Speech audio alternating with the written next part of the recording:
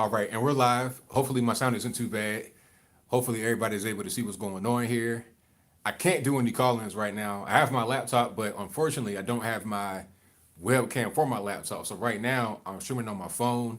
I have a couple phones actually. This phone is for strictly streaming, and then the other one I have would be to look at the comments if I'm able to do that.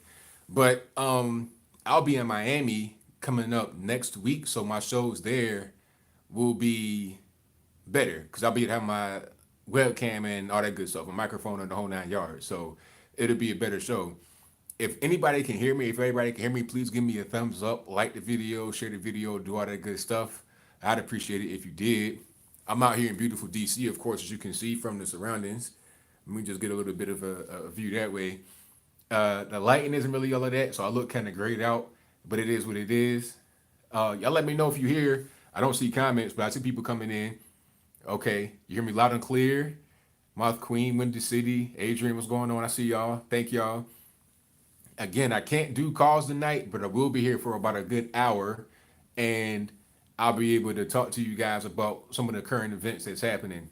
And like I said, I will be in Miami coming up next week, so I'll have all my stuff there. I have all my stuff right. I have all my equipment prepared, but I just did not bring my webcam. Therefore, I can't stream on the computer and do my show. But next week, I'm going to be doing a show live from the Trump Doral in Miami. It's going to be great. But I'm out here in DC. Thank y'all for joining yet again. I definitely appreciate you. Alrighty. What's going on, y'all? I see you. I see you. Marty Sullivan. It's weird now because I'm looking at my phone. It's difficult. Oh, thank you, Paul Esther. Hey, I try to stream best I can. You know, Bernie Sanders did have a heart attack. Okay, we're gonna get to all the news, but I'm gonna just let you guys stream on in. And as you come in, please get a video a thumbs up, like the video, share the video, do all that good stuff. I most certainly appreciate you. I was a guest at the White House, yes, an official guest. Yes, I was. They invited me as part of the Turning Point USA's Black Leadership Summit White House event. My second time going to the White House. Oh man, the energy in there was so beautiful, man. It was really crazy. I've not had a lot of time to look at the media and what they're saying, but I can imagine what they're talking about. If anybody has seen the media cover this, you let me know. I talked to T Pain. She was like, "Well, what was that? Breitbart and I think maybe CNBC. One of these. It was like one media place. And I think The Hill, and that was it. But has anybody else covered the event? I like to know for sure. And thank y'all. Hey, I appreciate it. This ain't too much. Just a little something I had on today. Just so I can be presentable in pictures I was taking. Or see me on C-SPAN. Okay. CNBC. All right. Good. Now, the thing about it, what was funny this time is that there was a lot of media in the White House, but they weren't clearly labeled. The last time I was there, you had all the media. Like, I might give you some footage in the background so you can see what I saw. All you see is just like the president, maybe the crowd, but you don't see all the cameras necessarily. So last time, what happened was the cameras were up like on kind of like podiums, kind of elevated, and they were labeled clearly with what company they were from. Fox, NBC, CNN, or whatever. I was asking them where you from. It was one lady she had a smartphone like on a selfie stick, and she was part of the press corps. And she said she came from Afghanistan, and I, said a few words to people of Afghanistan. I said, hey, thank you for watching Black Leadership Summit all the way in Afghanistan. I wanted to say a few words in Arabic, but they don't speak Arabic in Afghanistan, as far as I know.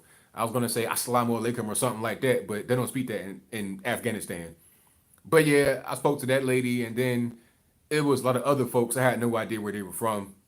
They told us we couldn't really use phones in there as far as like recording because I think it was obstructing the view last time, and they couldn't really get a good shot of the action. But when Trump came out, it was kind of hard to enforce that because everybody was so excited.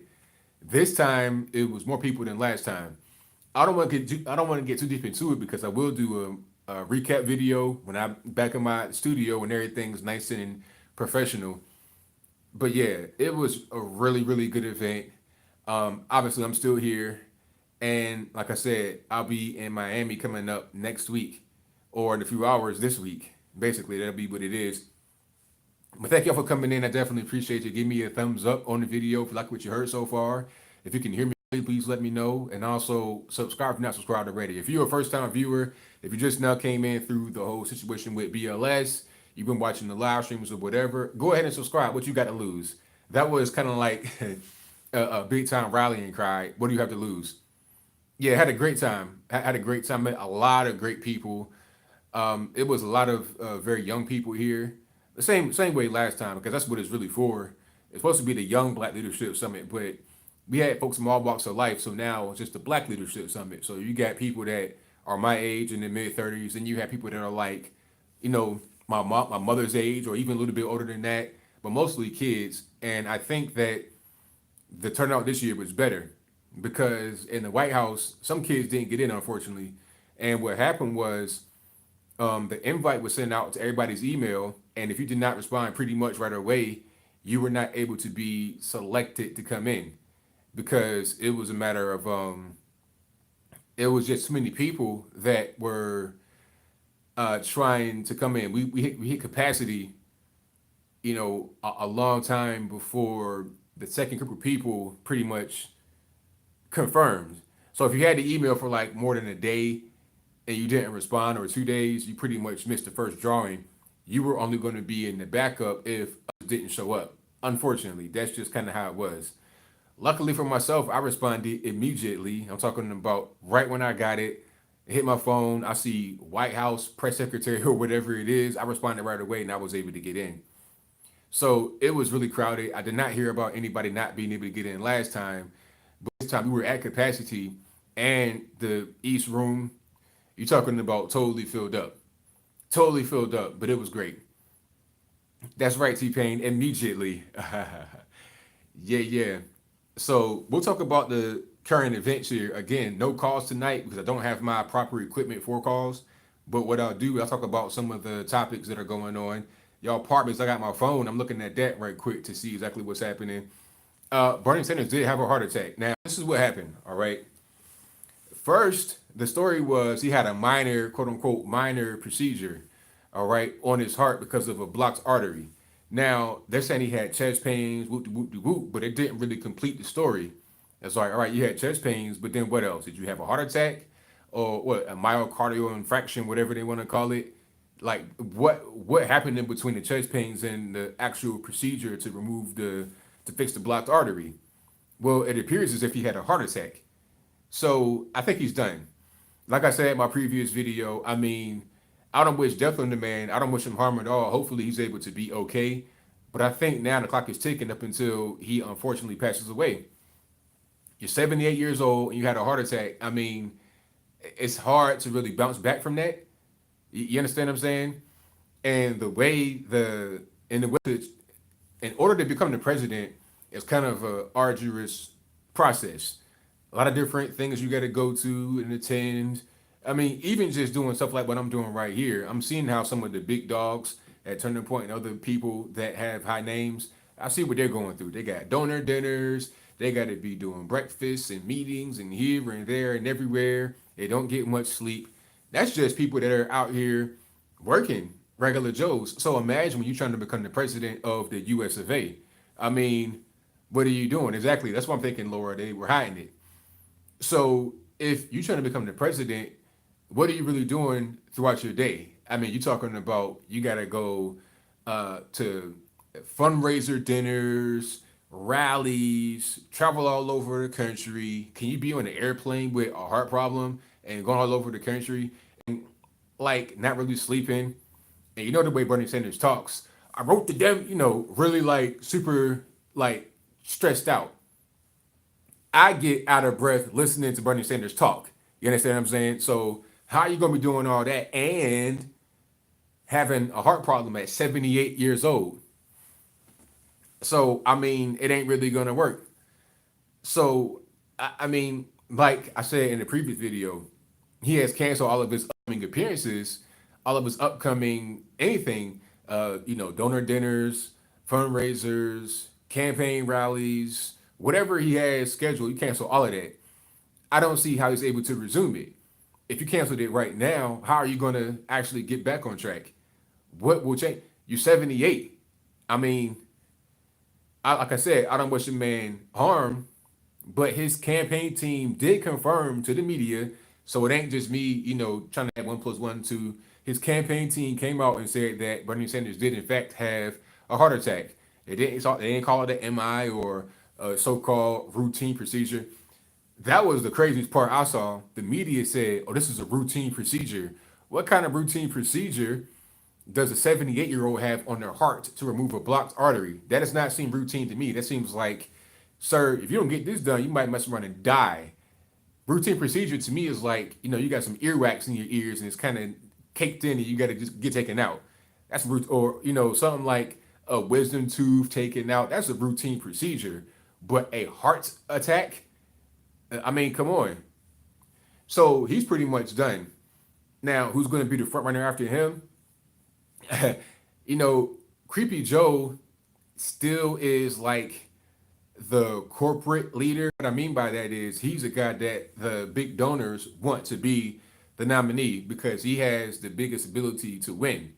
They're looking at it just from a, I don't know, odds perspective. It's like, why would I give him any money when he has no chance of winning? You see what I'm saying? But Joe Biden is also looking kind of bad because Joe Biden had less money in the third quarter than Pocahontas and Bernie. So Bernie's out. So who's going to be the person? Pocahontas. It's kind of weird because the donor class was saying that they don't want to give Pocahontas any money, right? But they gave her more money in the third quarter than Creepy Joe. But Creepy Joe is favored to be the corporate picks choice. I don't really understand how that works. So maybe I'm incorrect about him being the people's pick choice. I'm dropping stuff. I'm hearing stuff fall. Give me a little water. And one thing about DC, you gotta have that good water on deck. But anyway, um, let me see. So yeah, it pretty much Pocahontas is pretty much it. I think it's a 3-person lead. Joe Biden, Bernie Sanders, and Pocahontas. And Joe Biden is not really going to be able to make it. His mind is not all the way there the way it used to be. Bernie Sanders had a heart attack. His body will not be able to make it the way it used to be. And Pocahontas is not really liked by the donor class because she wants to really against big business and have this big wealth tax and stuff like that. Why would I give you any money if you're going to take all my money through taxes? Like, I might as well just wait for you to get elected and you could take it that way. Why would I be charitable when you're taking it from me by gunpoint? It don't make no sense. So I don't know what they're going to do. Quite frankly, I mean, honestly, Hillary Clinton was a better candidate than anybody that's running right now, outside of Trump, of course. Anybody that's on the Democratic side cannot hold a candle to Hillary Clinton.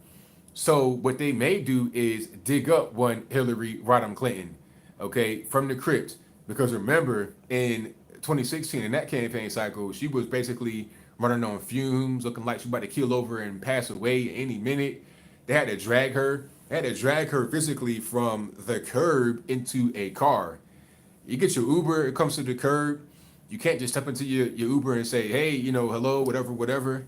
You got to get physically dragged into the vehicle by a lot of people.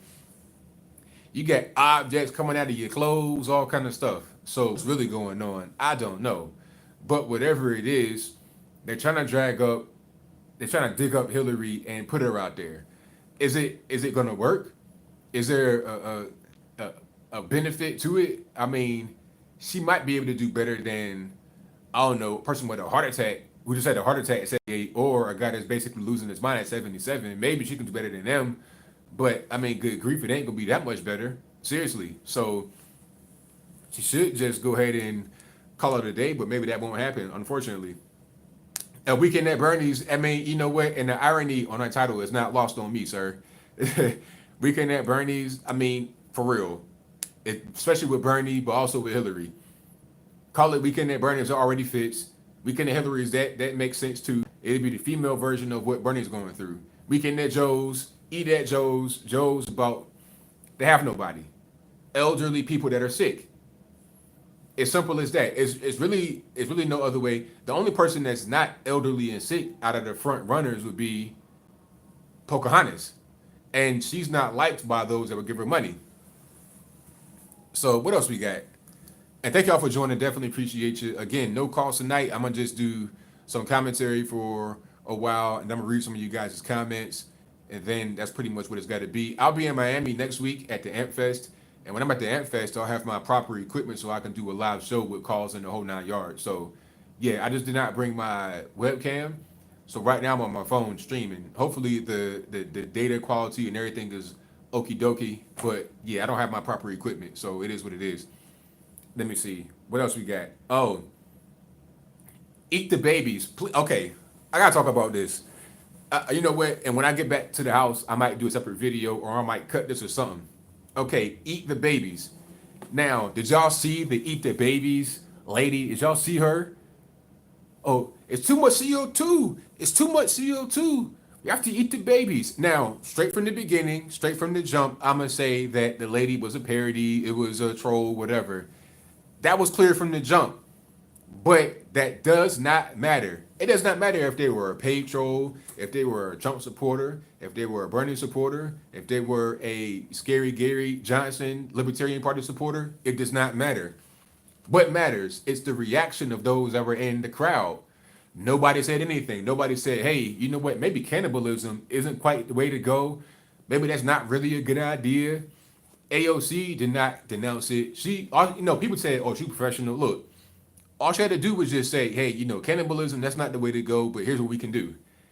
Just say maybe eating people is not the best thing to do. I mean, just maybe say that. Just maybe. You see what I'm saying? And, the funny part is, although it was a troll, we're not that far from what reality is. We're not that, we were right there.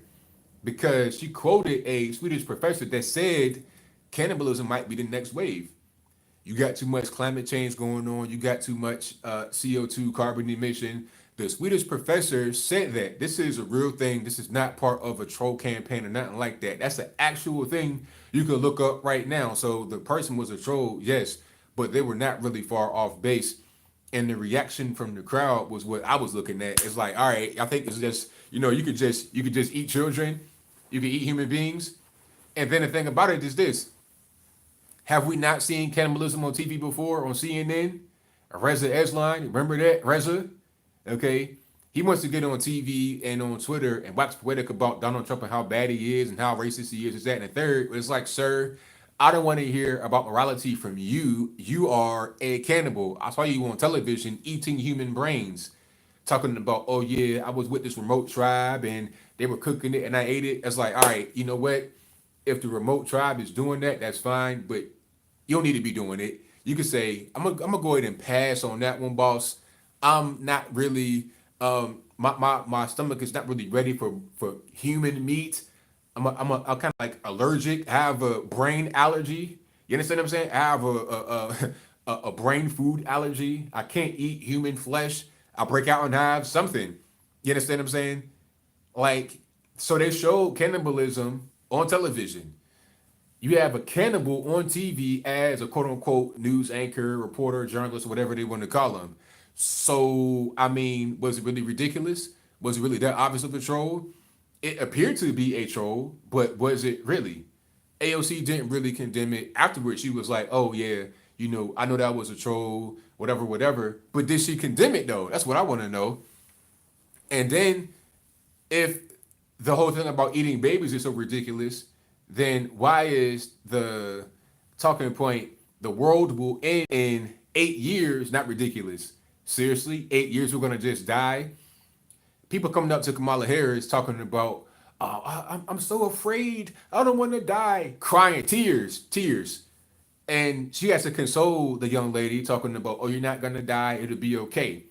So, I mean, the reality is what they're saying. That's crazy. What the lady said was worse, but it's right in line with what they say. They say, oh, you're going to die in 8 years. You're going to die in 2 years. I was watching the debates, and it was crazy. I think AOC was one to say, okay, if we don't act in 12 years, the world will end. I think she said that or something to the that equivalent, you got a certain amount of time, a very short period of time, 12 years. This rock has been here for millions and billions of years, but you only got 12 to tighten up yourself. Although, we're not talking about China and India, but I digress. We're talking about the US, a very low per capita carbon emitter, but I'll move on. 12 years, that's going to be the cutoff. But then you had people on the um, on the left during the debates saying that nah, we don't have 12 years, we have 8 years, we have 5 years, we got 2 years. Matter of fact, it's too late. That's kind of the descent that it went down. It went from 12 years to we already are. It's already too late. We got to just salvage what we can. You got Beto O'Rourke talking about, well, in a few years, El Paso won't be hospitable. It's like, really, sir? Really? So it's crazy to say that uh, eating babies is a solution to climate change. That's an obvious troll. That's somebody that's obviously a Trump supporter. They would never say anything like that. But to say the world will cease to exist in 2 years, 12 years, whatever it is, perfectly fine. Okay. To say that the USA needs to be doing climate change, carbon emission action when the majority of it coming from India and China, we're just going to totally ignore them. You want to talk about us being big time polluters in the world, but 90% of the world's trash in the oceans comes from 10 rivers, 8 in Asia, mostly India and China, right in that area, and 2 in Africa. There's none in South America, North America, Antarctica, Europe, India and China, and Africa. That's it. But mostly Indochina, where all the people are at. One thing that's missing from this is, well, it's not really missing. She brought it up. She brought up the fact that there's a lot of people in the world. You have between India and China, I think, was that like 2.2 or 2.3 billion people with a B. 2.2 or 2.3 billion people. You're talking about one third of humanity. One third of all humanity lives in 2 countries. That's where all the problems are coming from as far as any kind of carbon emission. We don't want to talk about that. Okay, that's not even really an issue, I suppose. We want to talk about European countries and America for what? Why? It's a money racket. You can't get money out of China. They're not gonna give you no money because of climate change. They be like, look, Greta, we don't look. We trying to build iPhones. We trying to build iPads. We don't got no time for this climate change malarkey. So going back to Sweden and listen to ABBA and your Swedish death metal and have that be a rap for that. Don't come over here talking about what we got to do. Same thing with India. Uh, Modi ain't trying to hear nothing about no climate change. He's trying to eat. Same thing with Xi Jinping and also Vladimir Putin. They don't care nothing about this lady. But she comes over here and she becomes a new Al Gore, the patron saint of climate change. How is Al Gore worth $300 million? Who's explaining to me that? How are you a politician that was a vice president, not even the president, but you're worth now $300 million? What did he invent? How did he innovate in the world? What did he really do to make all that money? Like, what product of Al Gore's do you use every day? Like, just tell me what you use. I love to know because I fail to really see it. You understand? So this whole climate change thing is ain't nothing but a big racket. They don't go to the biggest offenders of so-called carbon emission or whatever. They come to the United States because that's where the money is at, and they go to Europe as well for the same reason. That's where the money is at. Okay, you had regular fires in Brazil that always burn, and somehow you have $80 million that appears out of nowhere. That's kind of how it operates. There's always some kind of alarm bell going off and climate change things happening, and here's some cash, here's some revenue. That's pretty much how that goes. Okay. Yeah, he invented the internet, right? That's what I heard. Hey, if he invented the internet, my name is Princess Diana. How about that? Now, what else we got? What else is happening? Because I kind of been out of the loop a little bit, but not really. I saw the whole thing about Bernie. I saw the whole thing about Eat the Babies. Like, that was a big topic of discussion here, the whole Eat the Babies thing. I told a story in front of like 20 of the students and attendees last night, and because nobody really heard about it, I heard about it, and there was a whole big discussion. People were really just mortified about that. Young people, 18, 19, 20, 21, everybody was mortified about the whole story. Yeah, and let me see what else we got. Okay. I'm reading the comments like right now I'm on my phone and I'm seeing comments like on my screen, so it's different. It's weird. Yeah, the trolls coming out. Trolls coming out because we had a successful conference. People are hating, and that's all right. Superman gonna have a field day with that one. Hilarious. Gang gang. Let me see. Yeah, China. Yeah, most of the trash in the ocean period comes from India and China. 80% or more, really, probably like 90%. Let me see.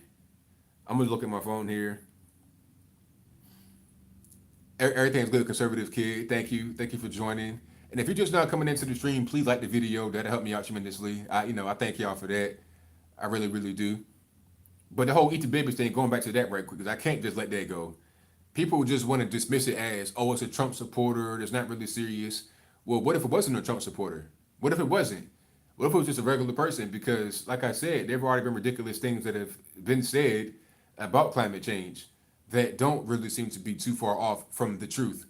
So what if it wasn't a Trump supporter? What if it was a regular person? Then what? What's going to be the excuse then? What will be the excuse? Hold on. I'm trying to read this comment here. Oh, yeah, college athletes. I do want to talk about that right quick. There's some kind of act that Gavin Newsom, the governor of California, is trying to. Well, I think he already put it into law, and basically it forces the NCAA to allow athletes to make money off of their likeness. So the way it is now, if you're a student athlete, you cannot actually make money like you can't have endorsement deals or agent or anything like that. So the way, like let's say if you're in the NBA, let's say you're LeBron James, right? You can be in commercials, you can have a shoe, you can have your own clothing line that is related to what you're doing, and you make money off of your likeness. That's the whole thing. Your likeness is being monetized. But if you are an amateur athlete, you can't do that. But this new law seeks to change that. It does in California at least, but it may not necessarily stick. One thing is that this is for the NCAA. The NCAA is one conference of many. You have other conferences that exist for teams that are not in the NCAA. If I'm not mistaken, if I'm wrong, no. But all the NC2A would do was just exclude California teams if it came down to it, if they were not able to get it overturned. The way that the college sports financial structure is, if you were to allow athletes to make money off of their likeness, you also got to pay them because they're gonna have an agent and stuff like that. The next step would be, okay, you got to pay them because that's basically what that is. They're getting paid indirectly from a third party. So then it would be, okay, we need to get paid straight from the college itself. And what's going to happen is you would just ruin college sports.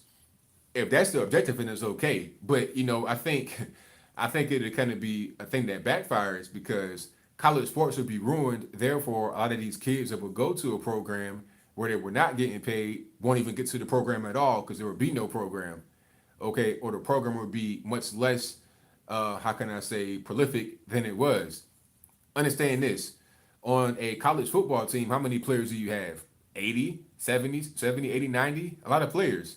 Because think about it like this. You have offense, defense, special teams. Okay, three different teams that come on the field with 11 players each. Then you got to have alternates, subs, practice squad, people that don't play but could play if absolutely needed. Third, fourth string, you might have like 80 guys on the team. Now, out of I'm talking about even Alabama, Georgia, Tennessee Volunteers, UCLA, Arkansas, even out of all the best college football teams, how many of those guys would actually be able to get paid at any professional level, whether it be NFL, CFL, arena football, XFL? How many of these guys would be able to get paid at all at any kind of professional level? Most of them would not get paid. You understand what I'm saying? So you're not really it won't work the way they think it's going to work. It's not a very well thought out thing. You could just say, all right, no more college sports and it's only amateur, but 99% of the kids will not be able to play college ball ever again. And definitely won't be no scholarships. You can't have cake and eat. You can't say, all right, I want to get paid, but then I still want a free scholarship with room and board. I'm like, no, sir. Because if you are a professional player, let's say you're in the NFL, and you want to go back to college, they're not going to be paying for your tuition. It's like, nah, sir, you make plenty of money, pay for that yourself. That's how it is. So nah, no scholarship or nothing like that, and most guys will not be able to pay. It is what it is. Yeah, Greta Thunberg is a mess. Sweden used to be normal, yeah, and then here come the lefties. It's really crazy. Yeah, the Democrats. That was one main theme here today about the Democrats' policies. One person had a decent question. They had a different point of view, I should say. And shout out to that person if you're watching. They were asking, okay, Republicans say that they are the better party than Democrats, but why is Republican states are poorer than Democrat states? Now, I think the question was asked to Mark Robinson. I would have answered it differently, but I think he had a good answer. And he was talking about the rules and policies that Democrats put into place. One thing he said, which kind of stuck in my mind, was about like the federal government and things they do. He said he had two factory jobs and lost them because of NAFTA. Now, is that a thing that, is that just your local area, your local state? No, that's a federal thing. NAFTA. And then also, what else? A lot of these areas have people that are dependent upon the government that comes from LBJ Great Society. Without the dependence on the government, you'd be in a better situation, period, regardless of what. What I would have added is that there is more industry in some of the more liberal states, but it doesn't mean that the average everyday person is going to be better off for it. A lot of these big cities, man, you see, wealthy people walking around, Versace suits on, getting out of Rolls Royces, the whole 9 yards. People you see on TV, and right next to that would be a heroin addict about to fall over into the ground. I saw that. I was walking from the museum back to the hotel, and I walked through this park. It was daytime, it wasn't at night. It was like dusk, and it was this white lady just sitting on a bench. She was like leaned over, but she like it was like how you be in your classroom on your desk with your head in your desk, but there was no desk there. She was just like leaned over and stuck. Like that's drugs. You see that right next to people that have all types of everything in these big liberal cities. Okay, so you get a very big income inequality, as they would say, much more than you would have in the red state. In the red state, people don't have as much as the big cities, but in many cases they have more because a lot of them own land. It's a different kind of culture. It's hard to gauge a place based upon their per capita income. You got to look at the people's condition. Now you do have some of the drug problems in red states too, but I feel like you don't have as much just open stuff like you do in the red states. I mean, pardon me, in the blue states, and a big gap in the money. Maybe the money is not really the issue. Maybe the money is just something that you can see on paper, but it doesn't tell the full story. So that's pretty much what it is. Thank y'all for joining. I definitely appreciate you. I'll be here for a little while longer just talking. If you guys have any questions, please let me know. Super chat so I'll be able to see it. Yeah, shout out to Scott Pressler. He's from Virginia too, just like me. I remember seeing him first in Virginia Beach, like by Farrell Parkway, like with the sign that says "Black before illegals." Now he's out there doing really big business. Well, big work, not necessarily big business. And somebody that was here, shout out to my man, uh, shout out to my man Bob Smoke TV. I got a interview, like I got like a little interview with him, and that's probably be on this channel pretty soon. But anyway, shout out to Bob Smoke TV. He said he went to the Baltimore area cleanup with Scott Pressler. So people are really out here doing some work. 100%.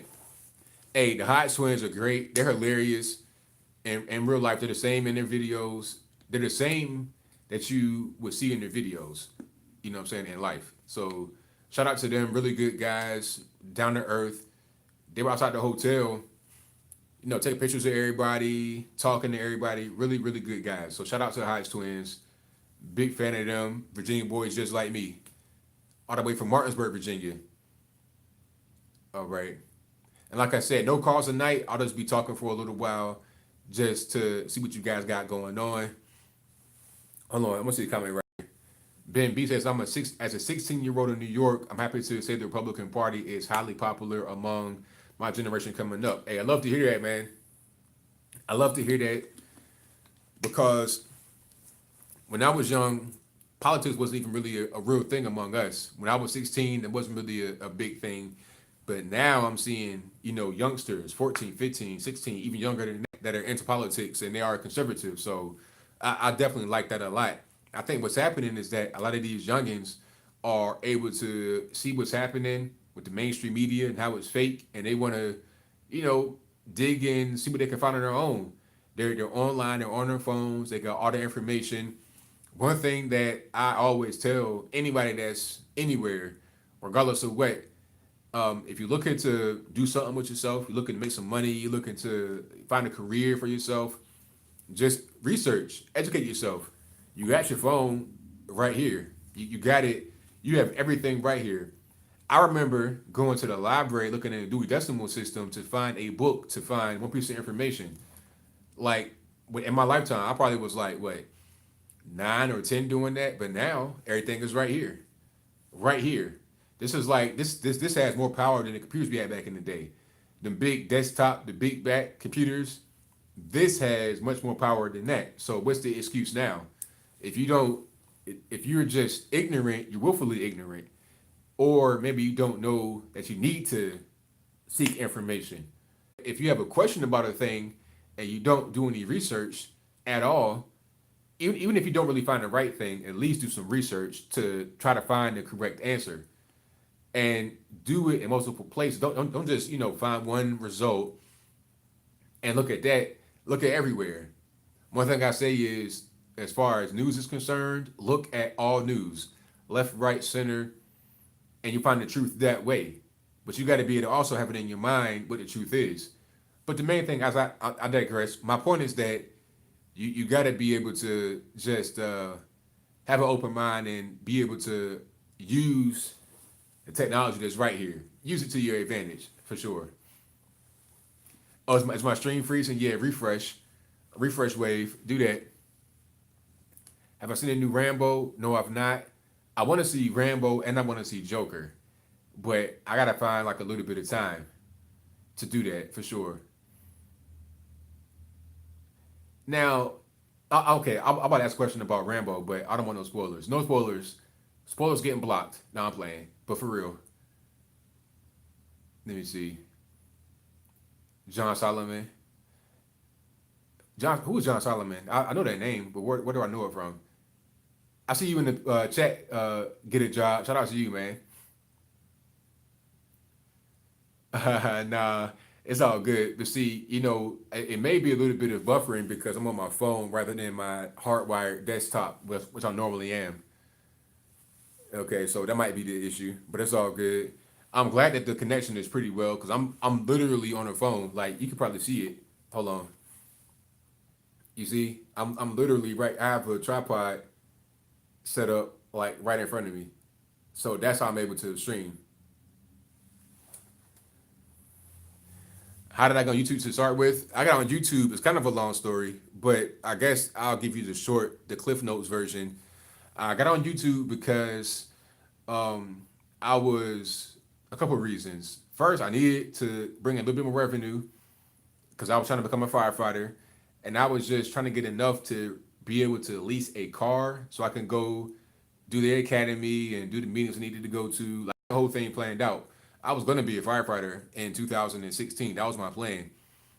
But I knew I could make a difference.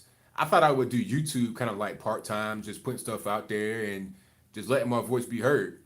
I was putting stuff on the blog and nobody was reading it. And I was doing that just because I just wanted to get myself out there, just to put my voice out there, even if nobody cared.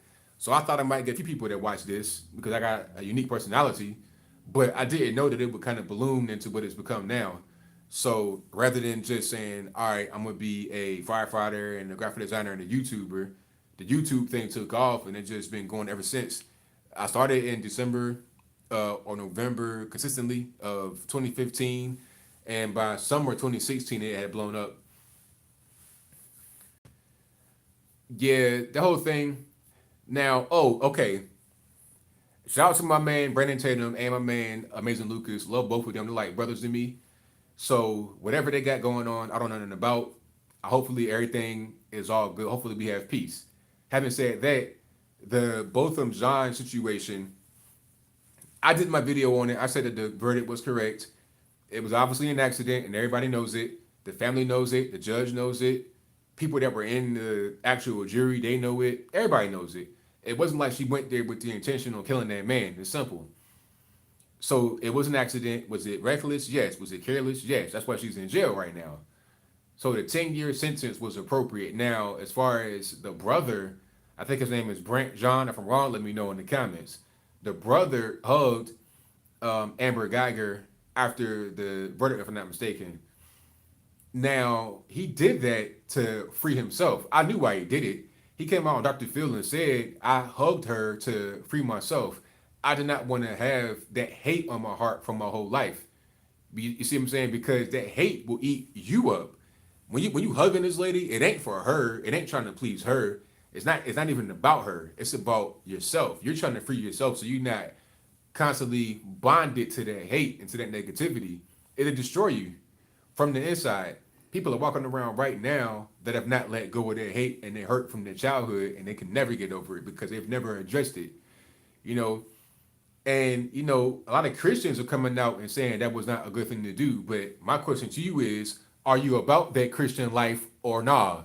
Are you really a Christian? I can't tell because Christianity says forgive, right? It says forgive. That don't mean that you just say it's okay to do what you did. If you do a thing that's negligent, that is something that is illegal or whatever the case may be, serve your time, do your time. There's no question about that. However, forgiveness is a core tenet in the Bible, if I'm not mistaken. If I'm preaching, let me know. If I'm being wrong, if I'm being incorrect, then you let me know. But that's a core tenet in the Bible. See, people that want to take Christianity and just spin it their own kind of way, that's kind of what turned me off when I was younger from Christianity. I feel like I'm more Christian than most Christians, and I don't even claim to be. But I don't curse, I don't drink, I don't smoke. I'm a good dude. I'll give you whatever. I think I live better than most Christians that claim to be Christian. And that's a shame. It shouldn't be like that. If you claim to be a certain thing, be about that. Be really about that. Don't be about it when it's easy to be about it. It's easy to be about that when you can just go out here, rally and protest with your fist up in the air with no kind of resistance, right? You could say, Black Lives Matter, hands up, don't shoot. You could say, I'm being a Christian because I'm fighting for somebody. But when it comes time to really dig deep and forgive somebody that killed your family member, can you do it? Are you really about that Christian life or nah? You tell me. That's all I want to know. I ain't judging nobody for what they do. I'm just saying, if you claim to be a certain thing, are you really about it? If you're not, that's okay. But don't judge others that are. Let them do what they do, especially when it's their family. Listen to this. We here did not lose anything. We did not lose our family member. It ain't our dad, brother, uncle, cousin, friend that died. It's not, he does not to us. His brother lost somebody. His father lost somebody. His mother lost somebody. His friends lost somebody. Not us. Who are we to tell the brother what he can do, what he can't do, about his own grievance, about his own grief on the inside? Let that man do with it however kind of way he wants to deal with it. If he wants to forgive her, fine. If he doesn't, fine. Whatever he wants to do, as long as he ain't doing nothing illegal, I have no problem with it. I can't judge that man because, like I said, I did not lose anybody. Even if he was my brother, my friend, or whatever, everybody deal with it differently. Let that man do with it how he wants to deal with it. And he's free. He won't have that hate in his heart. He won't have that judgment. He won't have that negative spirit following him everywhere he goes. He's able to move on with his life and be productive rather than constantly have that chip on the shoulder. People walking around right now with a chip on the shoulder, they can't get over a thing that happened in the past. That's pretty much what it is. So that's all I got on that one. But yeah, are you about that Christian life? I can't judge nobody, that's all.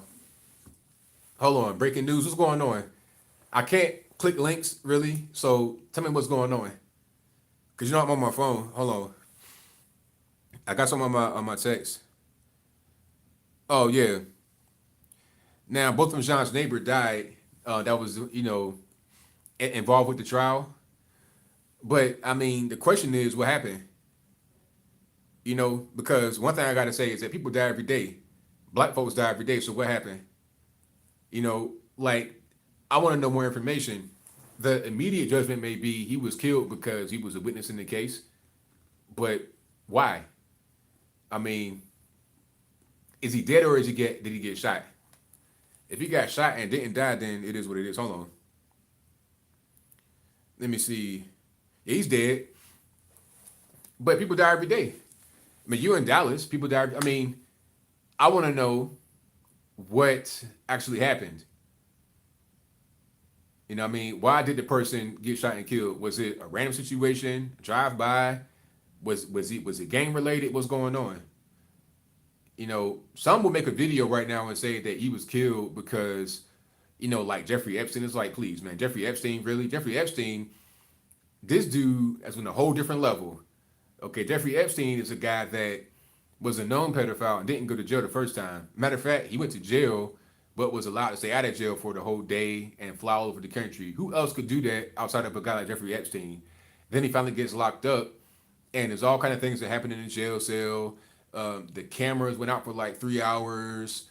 The guards went to bed at the same time, and he's 6 foot tall. Kills them.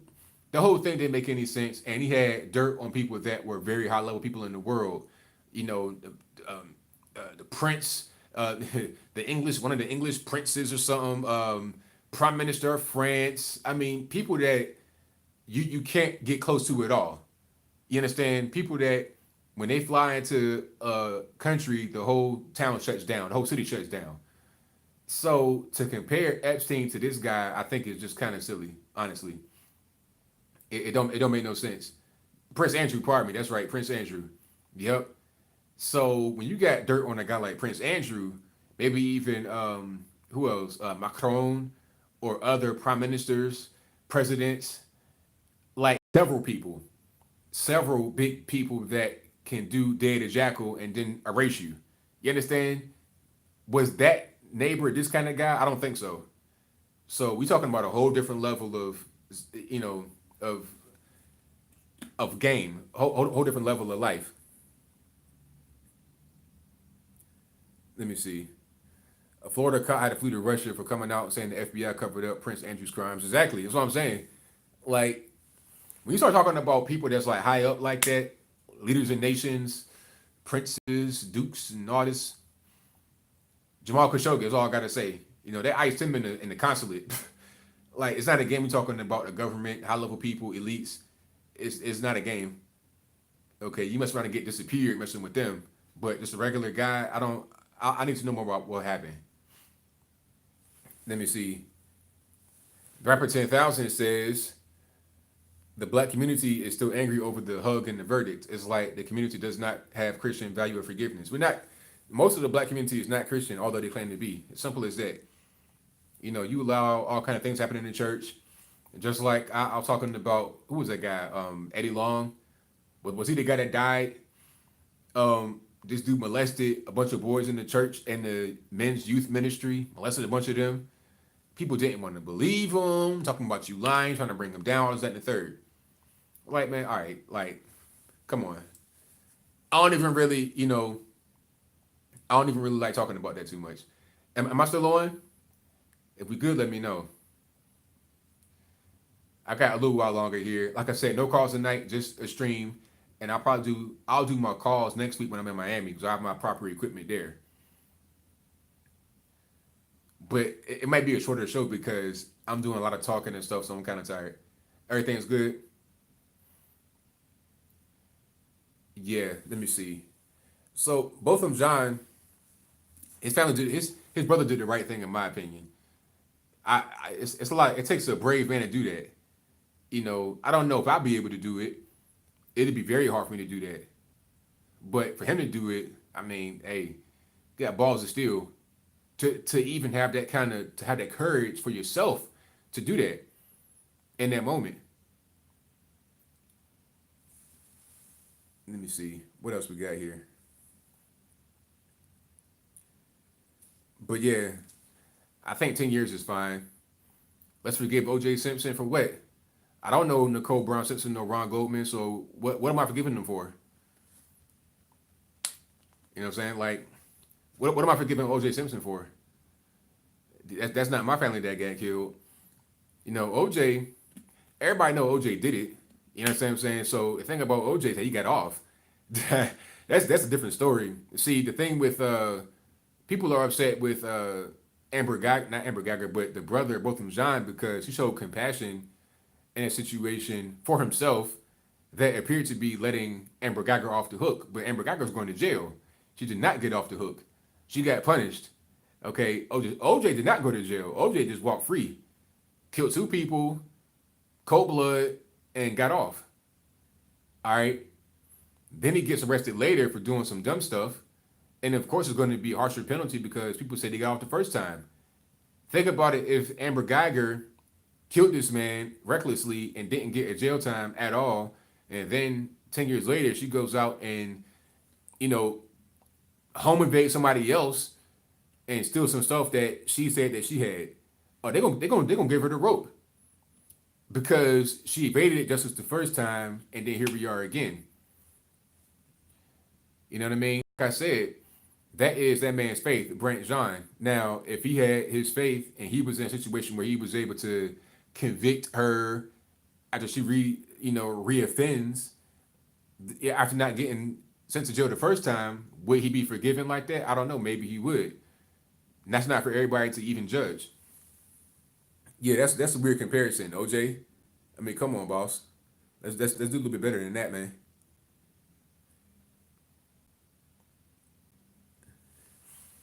Yeah, OJ wanted his merch back, but it's like, why would you go break it? And like, you're not really thinking with your brain here.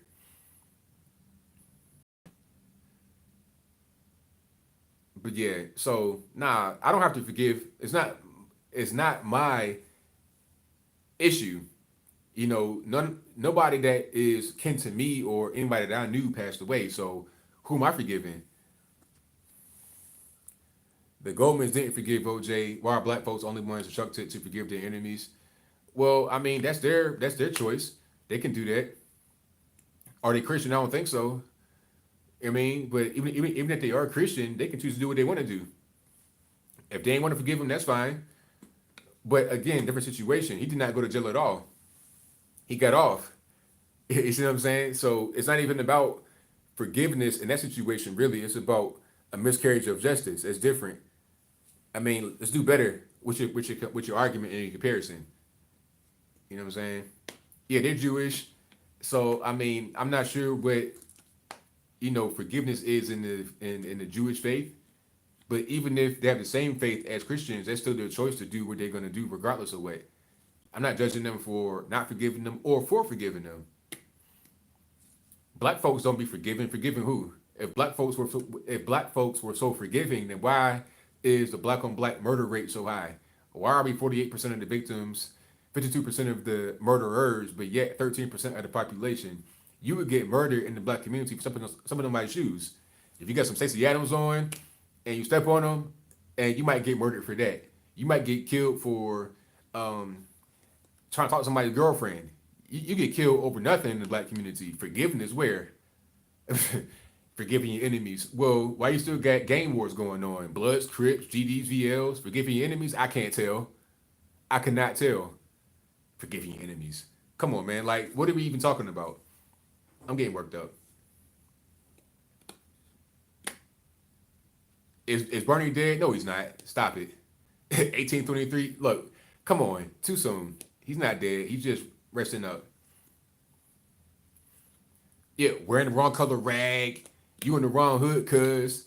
Take that off. You get murdered like Nipsey Hussle, prime example.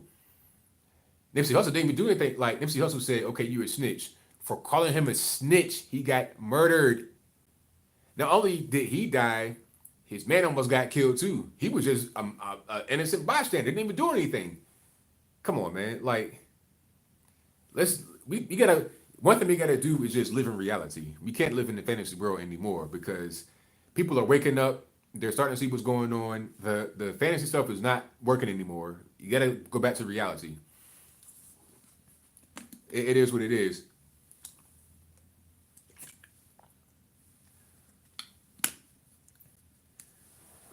Let me see. What else we got here? I got a few more minutes to go. I'll wrap it on up and put a nice bow on the top. And shout out to the Hodge twins. They knew that saying from my videos too. Shout out to the Hodge twins. Oh, those guys are fantastic in person. Hopefully we do some kind of collaboration pretty soon. But those guys are great. Shout out to them. Paul Pelosi's Ukraine business. I've not seen that. I've been kind of out of the loop. I need to get back into it and see what's going on. I heard that Shifty Schiff was over in Ukraine getting money. I heard about that. I saw a little document about that, and I heard that Shifty Schiff also got the whistleblower testimony before. He got the whistleblower that came to him before they, went public. It's the same thing with Brett Kavanaugh going to Dianne Feinstein. You see, like all this swamp stuff just kind of works together. Yeah, so it's pretty clear what's going on. It's all a big scam, honestly. Pelosi hiding her son's connections to Ukraine. That is hilarious. That is funny. But is anybody surprised? Are you surprised at the Democrats are doing things like this? I'm not.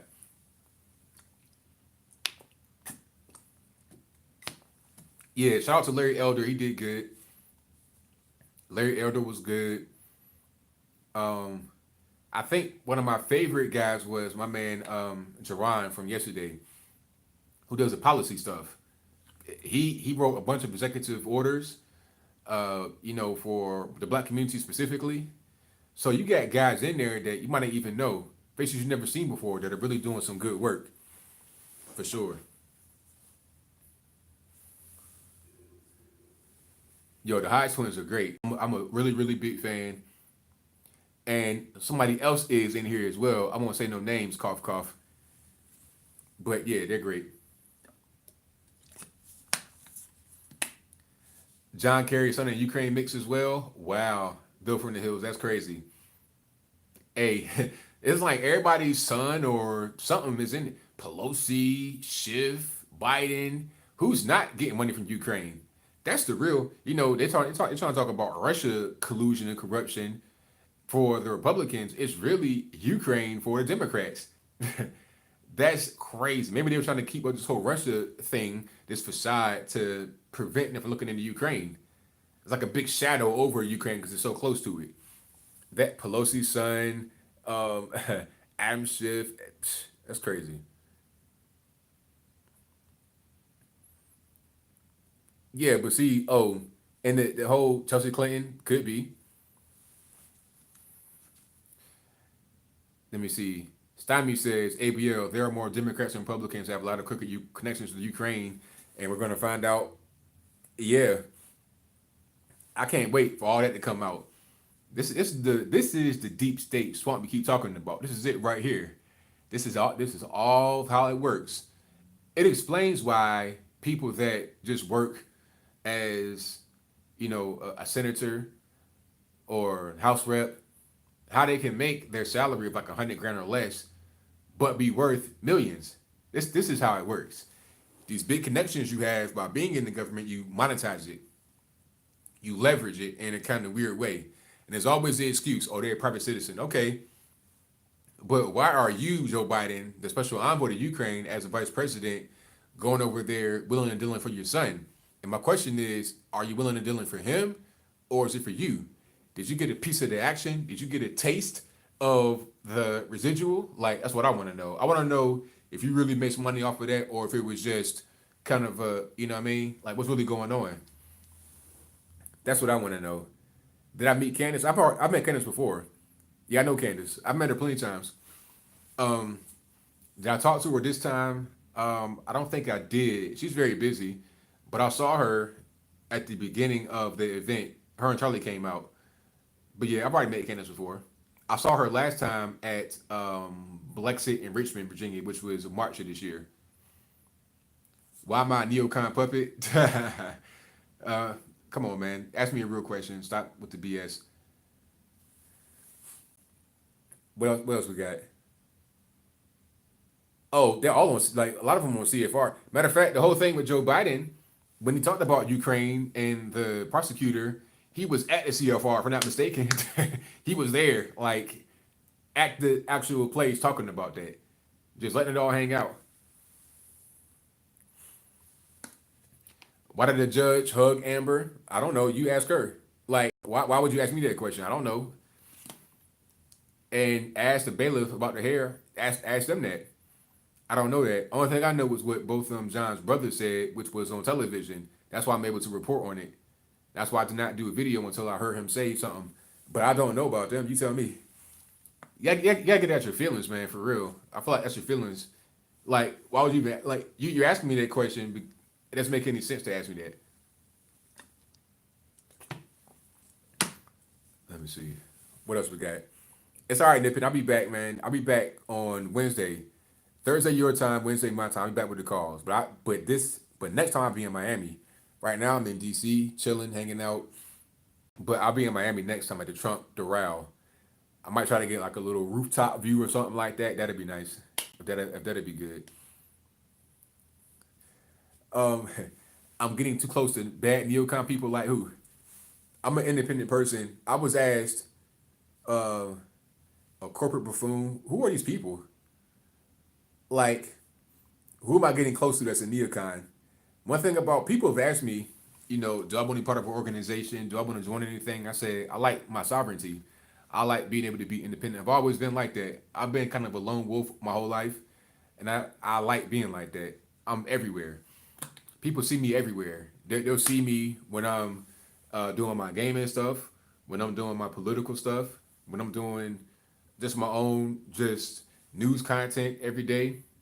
I'm a sovereign person, so nobody can say, "Oh, you with this group, you with that group." I'm always an independent person. You know what I mean? So I'm not really sure where the whole neocon. I've never heard that before.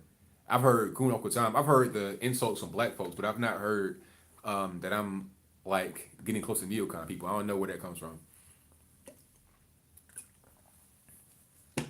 Let me see. I was never independent. Who are you? Do I know you? I mean, if I don't know you, then it don't even really matter. Let me see.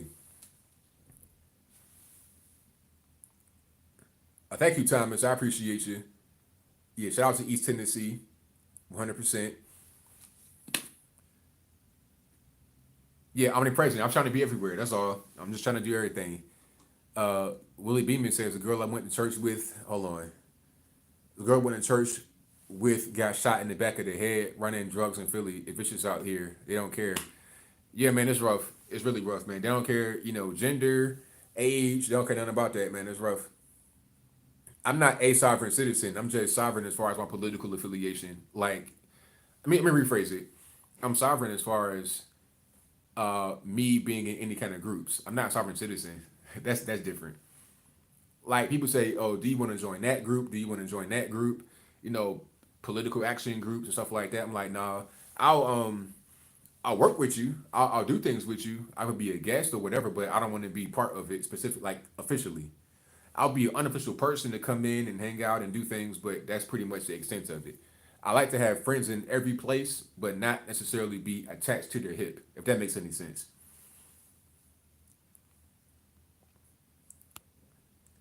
What else we got here? Yeah, people for some reason have a issue with Christianity and God and stuff like that. It is what it is. What else we got? Um, Watch out for them DC riots. Nah, that's all good here. East Tennessee number one. Yes. All right. The summit is actually over. So the summit went all. It was all day today. We started at about 9 a.m. with speakers, and we finished right around 6 p.m. So some guys are still downstairs, you know what I'm saying, talking and whatnot. Some guys have gone to restaurants and different places, so we're pretty much done. People are leaving out in the morning. I'm leaving out myself in the morning, so it was a good summit. About 2.5, 3 days. Everybody got here Thursday. It started like Thursday evening, and then we went to the White House. We had like a reception before the White House. I went to the museum, got a lot of pictures, and then all day today we pretty much had the conference. And aside from just the official things we did, we're here in the hotel with each other, so Everybody's talking to each other and doing different things. So, yep, it's over now, but it was very good. Let me see. Um, hey, Charlie's a great dude. Charlie Kirk, I'm telling you, I know Charlie. I spoke to him today. He's a great person. Everybody over here at Turning Point, they're good. So I don't understand the hate. A lot of the hate comes from those that just I don't know, don't like certain people. I don't really get it. It could just be envy. That whole thing is not it's not even about Turning Point. It's about any successful organization or a person is going to come envy. So, hey, Charlie's a great dude for me. From my point of view, every time I see him, he's always been nice to me. He's always been helpful. So, I judge based upon how you act. You know, that's it. I don't judge based on word of others. If I see you behave a certain way, I judge you on that. In Miami, I have the AMP Fest. That's the American Priority Festival and Conference. That'll be from October the 10th through the 12th. So I'll be there Wednesday through Saturday, Sunday. Yeah, yeah. And I'll be doing the same thing I'm doing here. I'll be streaming. They want me to be down there covering the event. So I have a microphone and all that kind of good stuff. I'll be able to get some actual interviews and all that. So that's going to be crazy. Go to AmericanPriority.com and please, mods, if you could put that in the link in the chat or something, just type the word American Priority and then maybe like .com after that. But that's going to be where I'm at. All right. Now, thank you to all super chats right quick. I'm going to read those. Then I got to wrap it on up, put a nice bow on top. I cannot give you a tour of the room because there's stuff in here that, it's just my personal stuff. That's all. But it ain't nothing. It's not really a whole lot to it. I'll show you this right here.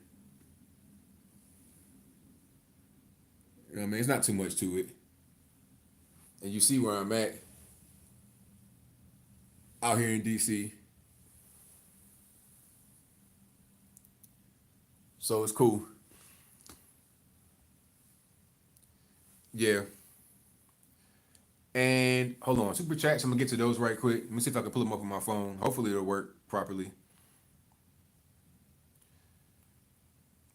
Let's see. And let me see if I can do it. Nah, super chats won't pull up. Sorry about that. Hold on. Yeah, it ain't pulling up because I don't have my desktop, unfortunately. I mean, I have my laptop, but I can't really, you know what I mean? But thank y'all for donating. I appreciate you. Yeah, the room is nice and clean. It's a nice hotel, very nice hotel. Cost $1 million, but it is what it is. It's worth it.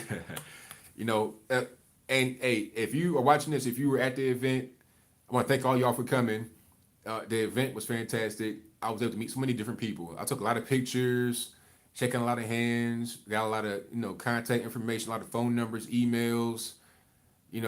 Thank y'all for being here and thank y'all for networking. That's why I really came to network and meet all you guys, new people, people I met before, to reconnect.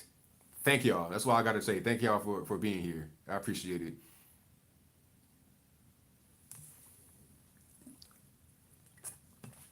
And you saw me on C-SPAN. Good money. There's going to be a lot more that comes from this. There's going to be documentaries and other stuff. So I think that is pretty much it. Yes, I can tune in Nation TV. Shout out to my man. If I was here, if I had more time, I would have connected with him here in DC. But the time was just so limited. I did not have any time.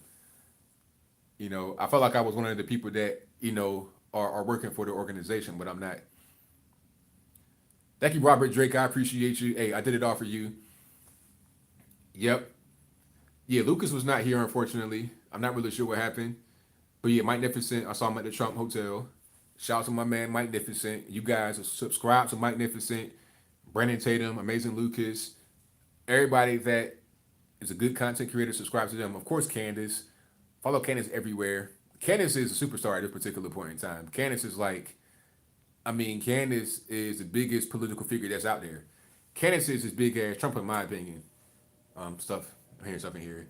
Candace is as big as like the person that's bigger than her is Trump. That's pretty much it in my opinion. So, hey, she might have to go out here and run. And if Candace almost were to run for any kind of office, she'd win. She'd win, and no question.